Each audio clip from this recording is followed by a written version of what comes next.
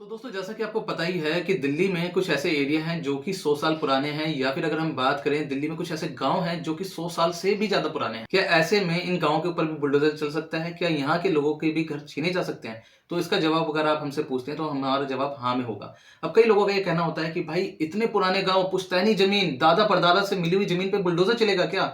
अरे हमारे तो दादा परदादा ने ये दिल्ली बसाई थी, उनके टाइम पे ये दिल्ली भी नहीं थी जब हमारे गांव थे यहाँ। तो दोस्तों मैं आपको बता दूं, ऐसे ही मामला दिल्ली के अंदर एक खुल के आया है जहां पर दिल्ली में 120 साल पुराने गांव के ऊपर बुलडोजर चल चुका है।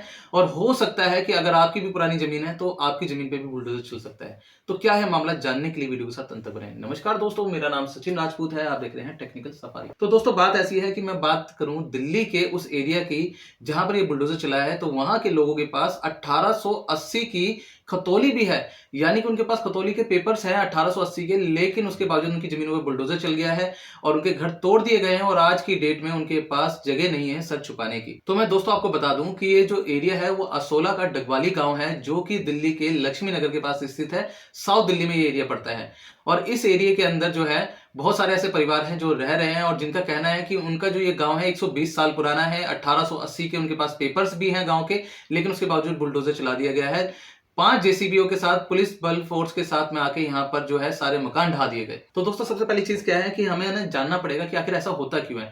ये जो गांव है ये रिज क्षेत्र के अंदर आ रहा था, यानी कि वन विभाग की जमीन पे ये गांव बसा हुआ था। 1994 से लेकर 1996 के बीच में भी यहाँ पर कई नोटिस जारी किए गवर्नमेंट ने, विभाग ने नोटिस जारी किए कि ये जो गांव है आपको खाली करना पड़ेगा, ये जो है वन विभाग क्षेत्र की जमीन है और अगर आप ऐसा नहीं करते तो आपके घर ढा दिए जाएंगे। और ऐसे ही दिल्ली में बहुत सारे ऐसे गांव या फिर बहुत सारी ऐसी जगह हैं जो कि वन विभाग की जमीन पे स्थित है। अगर हम बात करें गांव की तो बहुत सारे ऐसे पुराने गांव हैं जहां पर खसरा खतौनी चलती है, जहां के कुछ खसरे नंबर या फिर ग्राम सभा की जमीनें जो है लोगों ने अपने घर बना रखे हैं वहां पर। और ये जो जमीनें हैं जब लोगों को अलॉट की गई थी तो हो सकता है कई बार ये जमीन जो है आवास योजना के लिए लोगों को अलॉट की जाती है, तो कई बार कृषि के लिए अलॉट की जाती है। अब ग्राम सभा की जमीनों में भी दो टाइप की जमीनें आती हैं, कहीं पे आपकी कृषि होती है तो कहीं पे आपकी रेजिडेंशियल पर्पस है, यानी कि ग्राम सभा आवासीय और ग्राम सभा जमीन। और ऐसे में लोगों को ये चीज पता नहीं होती है, हमारे दादा परदादा पुरखों द्वारा वो जमीनें हमारे हाथ में पीढ़ी दर पीढ़ी आती रहती है, वो मकान हमें पीढ़ी दर पीढ़ी मिलता रहता है और हम उसके बारे में जानकारी नहीं निकालते हैं। और अचानक से विभाग जब नोटिस देता है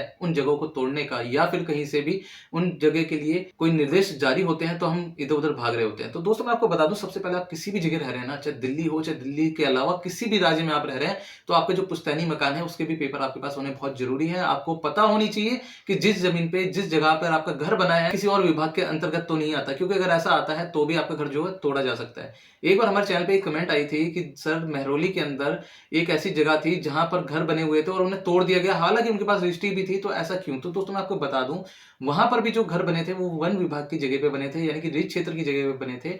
और आपको एक चीज मैं क्लियर कर दूं कि अगर आपकी जमीन या फिर आपका घर जो है चाहे वो रजिस्ट्री का क्यों ना हो, लेकिन अगर वन विभाग की जगह पे पाया गया तो वो तोड़ दिया जाएगा। क्योंकि दिल्ली के अंदर आपको पता ही है कि दिल्ली की आबादी जो है धीरे धीरे करके बढ़ती जा रही है और दिल्ली के अंदर रिसोर्सेज जो है वो कम होते जा रहे हैं। साथ के साथ पर्यावरण को लेकर पूरी दुनिया अवेयर है और साथ के साथ हमारी गवर्नमेंट भी अवेयर है। और ऐसे में अगर कोई भी ऐसी जगह पाई जाती है जो कि जिस क्षेत्र के अंदर आती है या वन विभाग के क्षेत्र के अंदर आती है तो उन्हें तोड़ दिया जाएगा। साथ के साथ दोस्तों मैं आपको बता दूं, अगर आप किसी ओ जोन एरिया में रहते हैं, ओ जोन एरिया आपको मैं बता दूं जैसे कि किसी नदी के किनारे या किसी नहर के किनारे या फिर आप किसी तालाब के किनारे या झील के किनारे भी अगर आप रहते हैं, तो आपको मैं बता दूं वहां पर भी कई मीटर तक का जो एरिया है वो रिच क्षेत्र के अंदर आता है। क्योंकि इन जगहों पर जो है रिच क्षेत्र हमेशा इसलिए रखा जाता है क्योंकि जो वहां के रिसोर्सेज हैं, जो पानी के, तालाब के या फिर नदी नहर के जो सोर्सेज हैं उन्हें सुरक्षित रखा जा सके।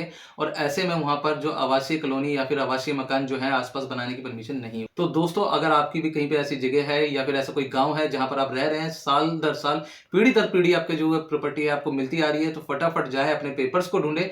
या फिर अगर आप किसी कच्ची कॉलोनी में रहते हैं तो अपने पेपर्स को जल्दी से जल्दी पक्का करें, क्योंकि अगर आपकी जमीन भी रिच क्षेत्र के अंदर आ गई या फिर किसी ऐसे डिपार्टमेंट के अंदर आ गई तो हो सकता है आपका घर भी तोड़ दिया जाए। ऐसे में अगर आपके पास उस जगह के पेपर होंगे या रजिस्ट्री होगी, आपको जो है सरकार द्वारा मुनासिब मुआवजा मिलेगा, जिससे आप अपने मकान या अपने घर को सुरक्षित रख सके या फिर कहीं और जाके अपना आशियाना खरीद सके।